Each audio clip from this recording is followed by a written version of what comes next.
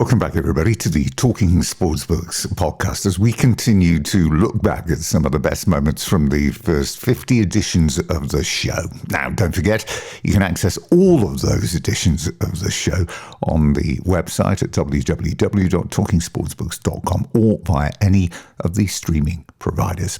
Now, books by football players. Well, there are many of those. Those who have great stories to tell, well, perhaps there are few. Now, how many players can recount lining up alongside Pele, Beckenbauer, Neeskens, Chinaglia, and who had only to mention the name of the football club to get access to any restaurant, any club, in fact, pretty much anywhere they wanted to go in New York City? Answer, not very many. But this was the story of a 20-year-old kid from the back streets of Aston in Birmingham who was at Villa at the time, until he was called into Ron Saunders' office one day and was told, listen, there's a bloke in the canteen, he wants to sign you and we're letting you go. And thus began the whirlwind story of Steve Hunt and the time that he spent at the most glamorous football club in the entire world. And they were, of course, the New York Cosmos.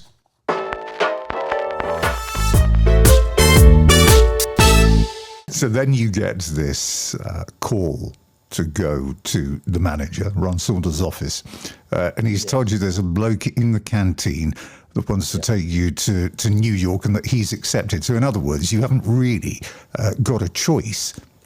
No, not at all. It was, I mean, if you were summoned to Ron's office, you knew there was something up.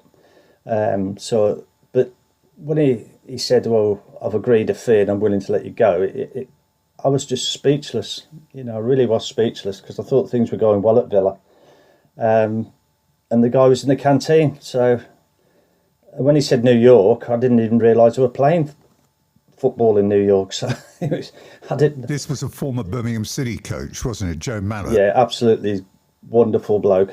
Played a big part of my career over there. And he put the the idea to me, but obviously the key was when he mentioned I'd have a decent player playing alongside me by the name of Pele. You can't get much better than that. Wasn't only that either, because you actually doubled your salary. It must have been one of those days when on your way home on the bus or in your car, you must be wondering whether you're actually dreaming this. Yeah. I think I doubled it to about £200 a week, which obviously was a lot of money then. Not compared to today's money, of course. But it wasn't all plain sailing. It really wasn't. Yeah. Yeah, a couple of weeks before, you've been training, running up and down hills in Birmingham. And you get there and your pre-season is on the pink sand of Bermuda. Correct. It's crazy, isn't it? It really is crazy. It was. I mean, I think that was the big thing when I started writing this book, that it dawned on me what a challenge it was. Not just the fact it was different culture and, all that. It was the fact that I had to prove myself in front of world-class players. And I was 20 years old. So you leave Bermuda and the next couple of stop-offs, you're in Las Vegas and Hawaii. Yeah, it's a little bit different than going to Preston or Hull, isn't it, really? I mean, what was it like when you landed in Hawaii? I mean, as you say, you're a 20-year-old kid from the back streets of Birmingham, and all of a sudden you're landing in Honolulu. It's like Hawaii 5-0. Well, I didn't realise they didn't speak Birmingham over there. So I had a problem with that. But it was like fantasy. It's like Fantasy Island. It was just a whirlwind. We were over in Vegas first and then to Hawaii. I'd been to Bermuda, all in the space of 2 or 3 weeks. And then back to New York. And again, that was a massive eye-opener as well. You didn't, or your wife in particular, didn't find it that easy to settle. You didn't have a car for a start. I noted a few interesting cab rides that you had in New York. Oh, yeah. Well, yeah. You live and learn, don't you? By the time I went back the second year, I never got ripped off again. But yeah, we got dropped off in the wrong areas of New York, put it that way. Now, the title of the book I'm with the Cosmos. Now, those 4 words were your passport to getting anything you wanted and going anywhere you felt that you wanted to go on any particular day. Tell us about your first visit to the legendary Studio 54 and Disco Sally. Yeah, well, I mean, Disco Sally, yeah. I mean, obviously, it's not my kind of music. Disco was very huge then. But I thought, I've got to go. You know, it's this place, you know, it's worldwide, it's legendary. But I felt a bit embarrassed jumping the queue, to be honest. You know, you got this long line of various looking people all staring at you, and you just walk up to the front and say, I'm with the Cosmos, and then you walk. So it was kind of, you know, a lot of the lads thought it was great. I found it embarrassing. But yes, I mean, it was an experience, put it that way. It really was. Who was so Disco Sally? Was what was she? 70 years old? I think you've been underestimating it. I'd say she was probably in the 90s.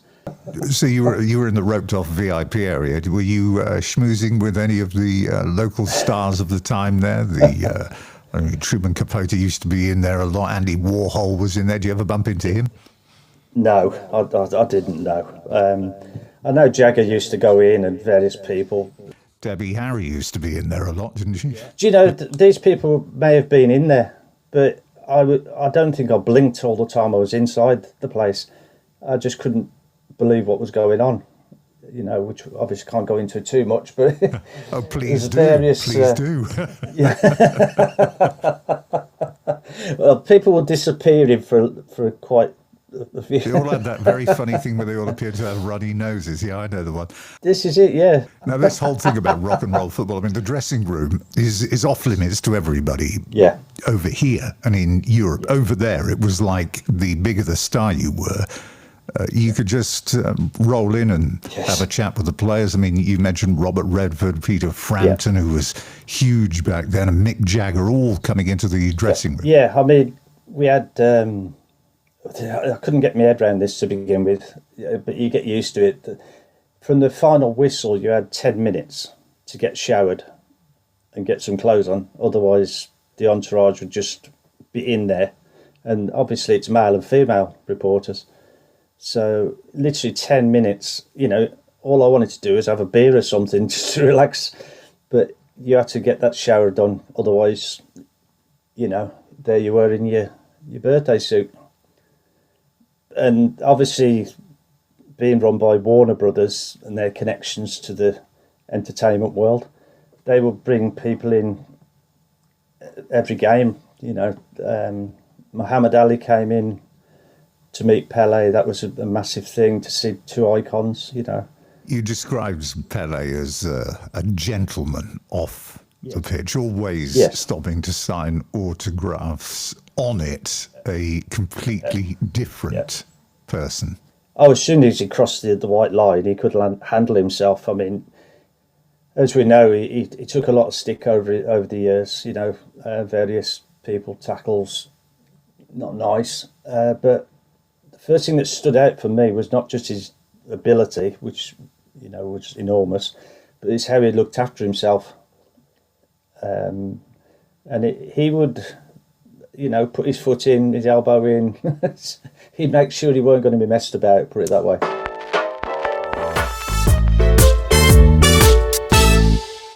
Great stories from Steve Hunt talking about his time with the New York Cosmos. You can listen to the full feature now online at the website www.talkingsportsbooks.com or via any streaming provider. Now, the book, Steve Hunt, I'm with the Cosmos, is out now. That is it then for this best of moment from the first 50 editions of Talking Sports Books. And do stay tuned because we will have more to come very soon. From me, though, Tim Cable, for the moment. Bye-bye for now.